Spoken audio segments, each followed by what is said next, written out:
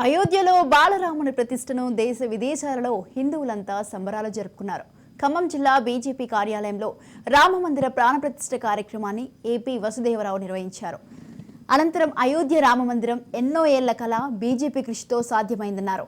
జిల్లాలో కేంద్రం నిధులతో చేపట్టిన అభివృద్ధి కార్యక్రమాలను గత ప్రభుత్వ హయాంలోనే జరిగినట్లుగా పువ్వాడ అజయ్ కుమార్ చెప్పుకుంటున్నాడని విమర్శించారు.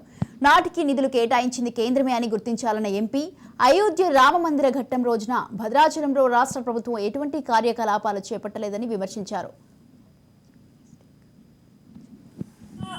బీజేపీని పైకి తీసుకొచ్చి మరి అందరినీ కూడా నాతో సహా అందరినీ కూడా ప్రతి దానికి మనం తప్పకుండా ఖండించాలి. ఈ యొక్క ఏదైతే ఈ ప్రభుత్వం గత ప్రభుత్వం చేసిందో ప్రతి అన్యాయాన్ని ఖండించి ప్రతిరోజు కూడా మీ అందరికీ పని చెప్పి మా అందరికీ పని చెప్పి రోడ్డు మీద కూర్చోబెట్టి ధర్నాలు చేయించి ప్రతి ఒక్క వాళ్ళని గడగడలాడించారు టీఆర్ఎస్ ప్రభుత్వాన్ని.